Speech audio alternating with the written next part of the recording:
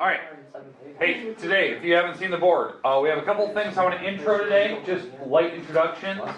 And then we'll be done early today. I just want to make sure that we get a few notes today, we're not wasting the entire day. And it's a light introduction. This is stuff you should have seen in Algebra 2, should have seen it a little bit in Geometry, but I think it was a perfect filler for today for like what we're going into and what we need. It's kind of that perfect bridge day for it. Once we're through this, we'll be done today, but I want to make sure you are taking notes that you will need some of this stuff, and it will hopefully connect dots for you when we get to that section in Chapter 4. We're done with Chapter 9. We took that, that was a part of our semester test, so we're moving on to the next chapter, Chapter 4. Question? What if I drop this class at semester? Then it works. So, so angles and angle measure. Let's talk about the classification of angles first. Great. All right.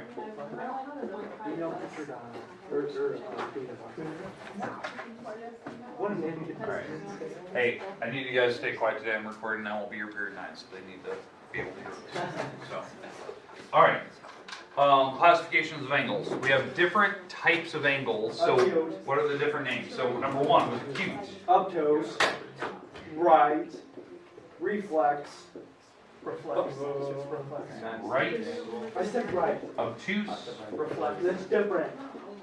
Forgot one in there. Reflex. That comes later. What's reflex? It's the opposite of reflex. Line. What? Line, but what's a better word for line? Straight line. Straight line. Straight. Look at all those 5 angles. Okay. Reflex. Okay. Reflex. Alright, so these are my different classifications of angles. Acute is anything less than 90. 0 up to anything less than 90. So that's what you need to make sure. Less than 90 degrees. Anything less. 89.9 repeating. Doesn't matter. That's acute. Right angle has to be exactly 90 degrees. Now, other words for right. Square, flush, perpendicular, orthogonal. Those are words we can use for right angles. Another one that we had, hey, stop talking. So, the other word we had in geometry was called complementary. Angles have to be 90. Now, obtuse. 180. Yeah, it's anything that is greater than 90, but it has to be less than 180. So, greater than, should say greater than 90. But it's less than 180. Okay, so that's the idea. It's in between 90 and 180, somewhere in that ballpark. Now straight, exactly 180. Now in geometry class, we talked about straight, we talked about linear pair, we talked about supplementary, where things add up to be 180. And then the last one is reflex. This is anything basically from 180 up to about 360. Now, if you get to 360, you're back to 0 again, so it's no worries. It's anywhere in that ballpark that's a reflex Just angle. like 359.9. Yeah, you can do that. Okay? So these are reflex angles. So this is the one category we don't see a lot. Typically, we always try to stay in this ballpark here. But today, notice that what we're talking about here is degrees. Angle measure, right? We're talking about, what numbers actually give me these classifications. Most people know them. We've seen them since like 5th or 6th grade or 7th grade math. Geometry is where we really kind of talk about, the major parts. Today, we have words I want to discuss. Okay, number 1, I want to talk about how to draw these one more time. Same position, we did this in Geometry 1. Then I want to talk about positive versus negative angles, because we will need to see both. We'll talk about quadrantal and coterminal. We'll kind of go through these pretty quick, because you should have seen the majority of that stuff in geometry, but I want to make sure we connect the dots. And then the new stuff today, which should be radian measure. Now, I don't know how much in radians you dealt with in like Algebra 2. 0. 0, okay. That's what I expected. Most people never see One of that. these. This is something we need to have, and I'll try to show you, once we get through this and I show you the majority of what it means, I'll show you what we can use it for, and that's what we'll end today. So it's going to be pretty quick. The majority of the time we spend on just a quick review. That's where we'll spend most of the time. But this new stuff, I'm just going to intro it to show you like what we're going to be going into this next couple sections, and then we'll get to the the radian stuff and what we're gonna use it for. So, all right. Everyone have the classifications? We understand it? Okay, now let's get to this first part.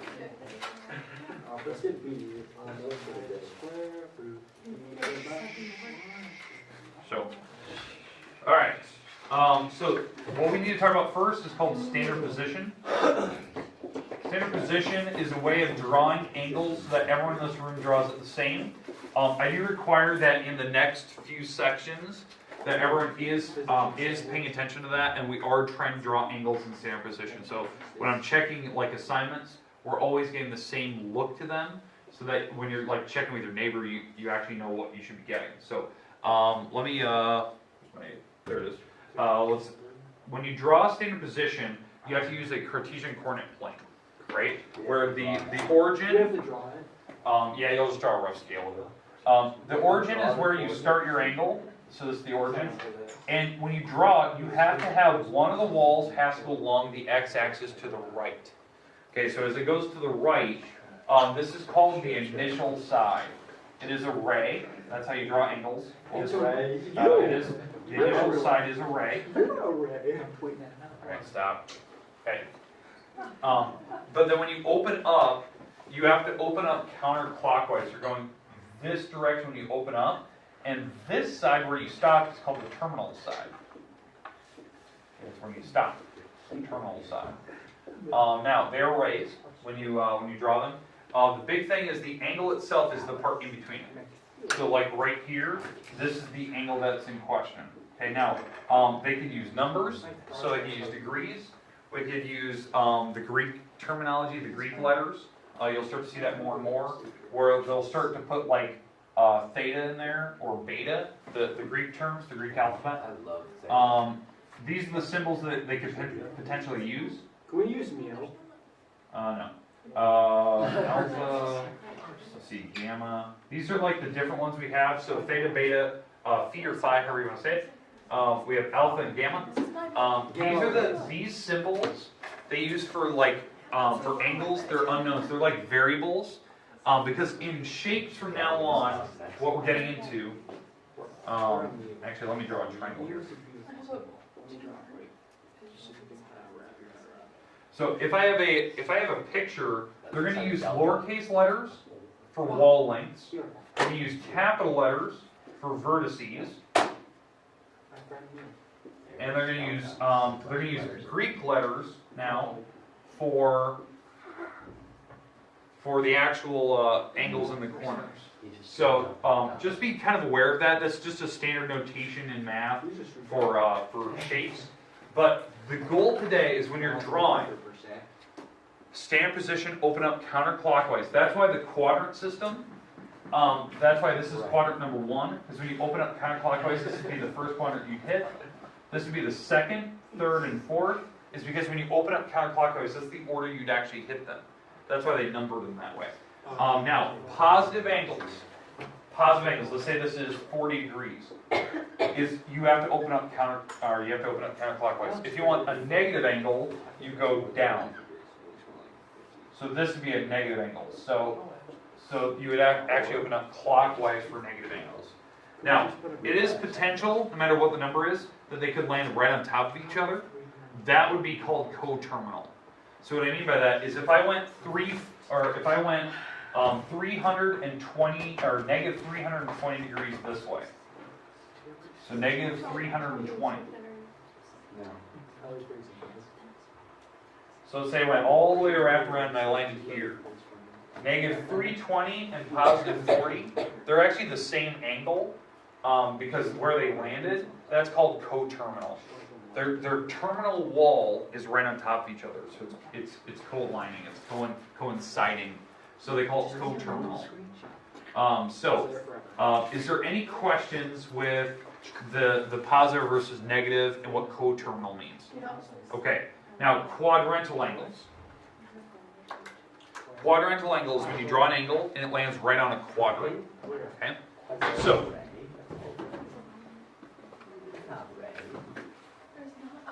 Obviously. There's not.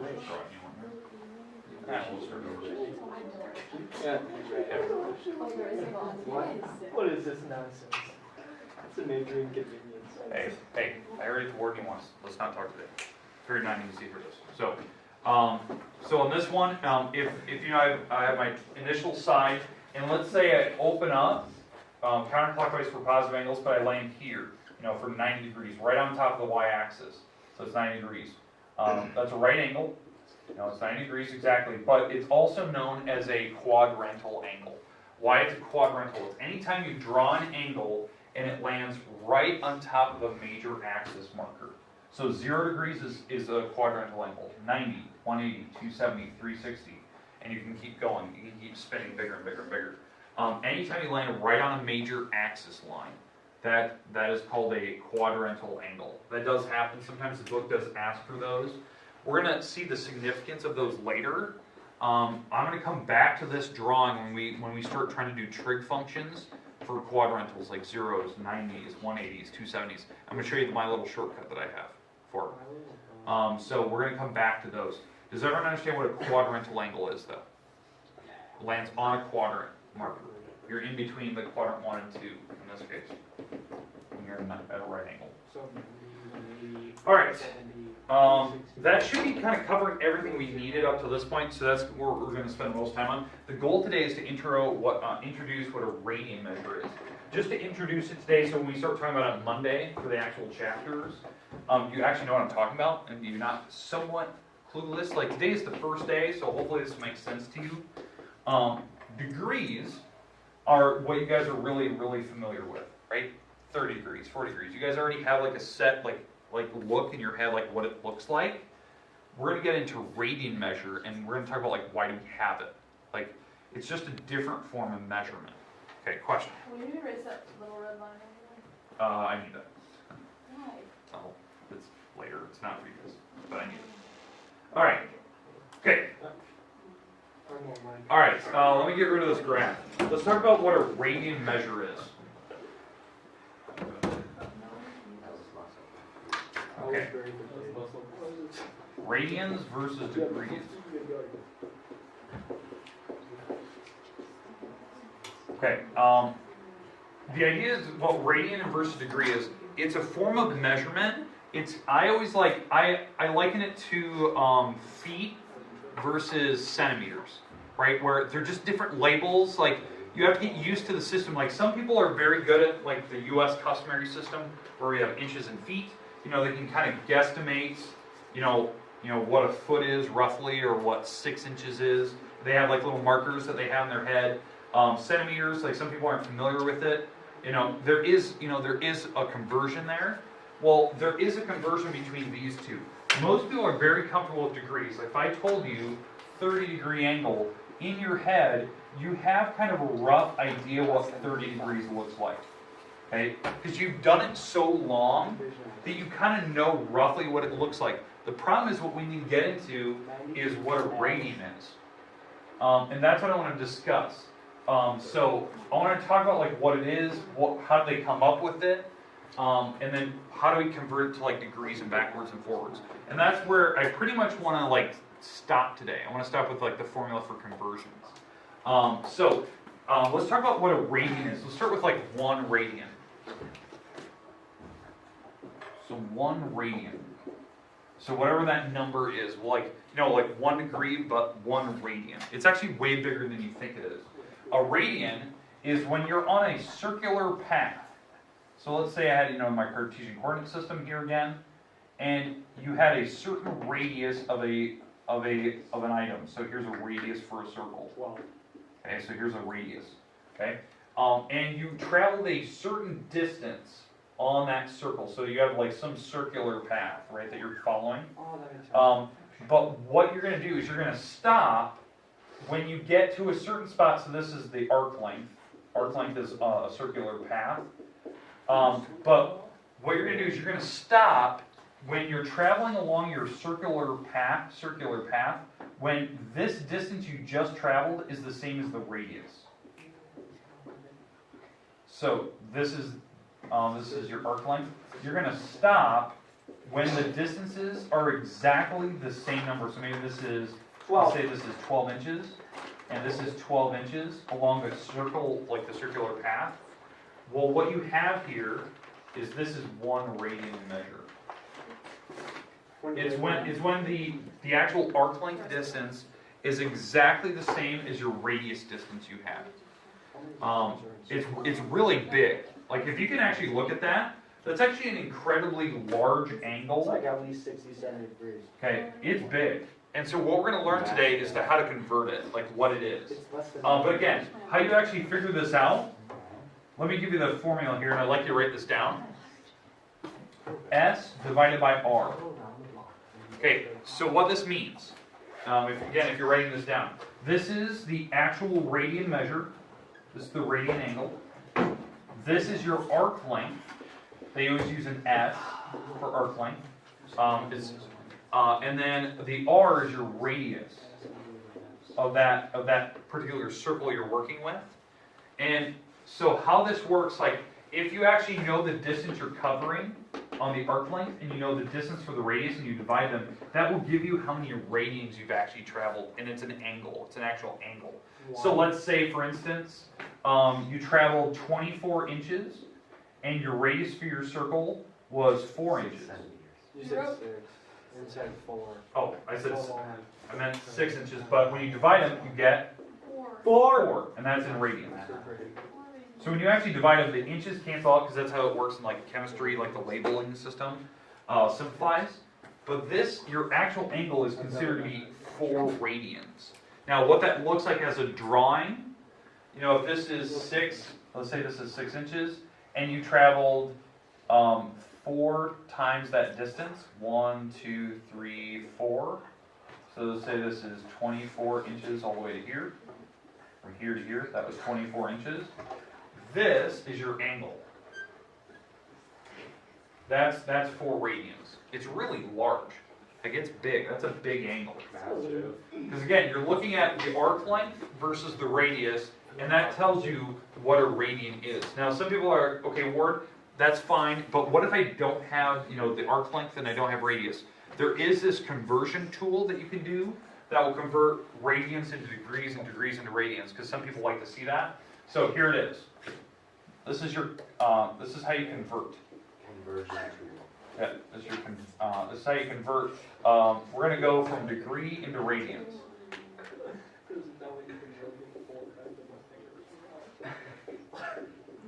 Okay, so how you convert degrees into radians. You take whatever degree that they give you. Let's say that we start with 50 degrees. Okay, so everyone kind of knows what that looks like. You start with 50, and what you do is you always multiply by 180, and you divide by pi. Pi is 3.14. You divide that, so you multiply the 50 to the top, divide by pi, and that will give you how many radians you have. Now the label, when you do this, whatever that is, that's in radians. That's your little conversion tool. So, in fact, if we were to actually multiply this, I'm going to use a calculator here just to do this. Okay. Where's my calculator's right over here. All right. So 50 times 180, that's a really big number. Times 180 divided by 3.14, 1592, blah, blah, blah, blah, blah.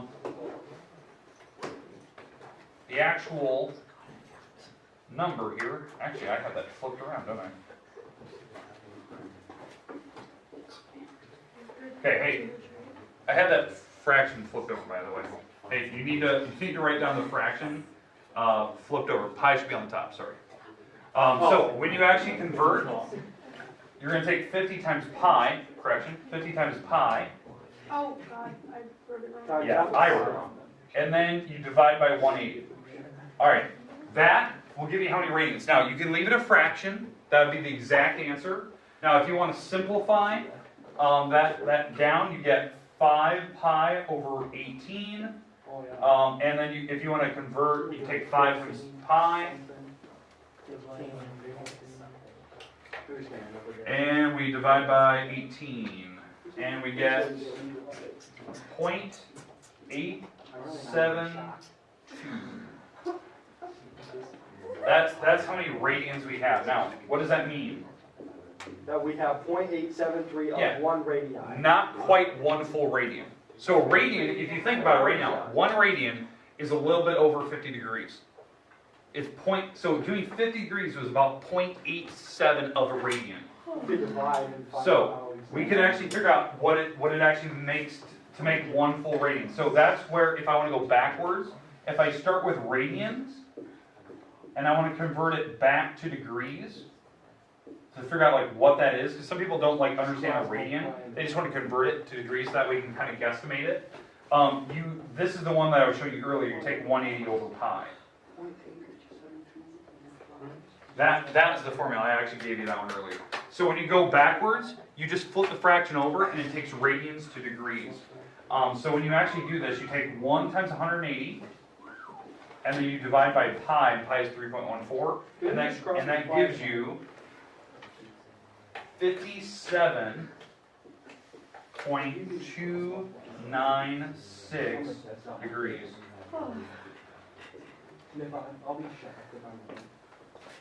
So 1 radian, 1, is about 57, almost 58 degrees.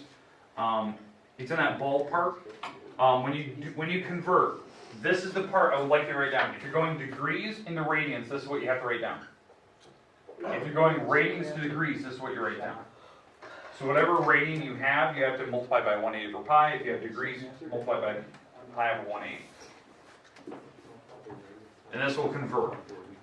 The reason why most people are very comfortable with radians, or degrees, I mean, and they just don't know the conversion for it. Okay? I didn't know this book. Okay, now, again, I know this is really tough. It's the first day ever seeing radians. You know, it's one of those things like you're just not comfortable with it because you haven't seen it ever. It's like one of those things like when you first introduced to the metric system, like you can see there is something there, like there is a purpose to it. But the goal is on Monday and Tuesday is to not only just show you conversions and the formula for it, but to talk about like why do we have two different like scales of it? Like why would they choose to like not use degrees? Because that's something you've been trained your whole life in. And that's what we're going to start on Monday, and we'll show you really hands-on application stuff. I'll show you some kind of cool tricks you can do with it. But today, I did want you to know the formula for it. But this is what we're going to be using Monday. So this is like what we need to use it for. Conversions. Okay. Questions, comments about today? Great lesson. Okay. Oh, it is. That's it. It's done for the day. What an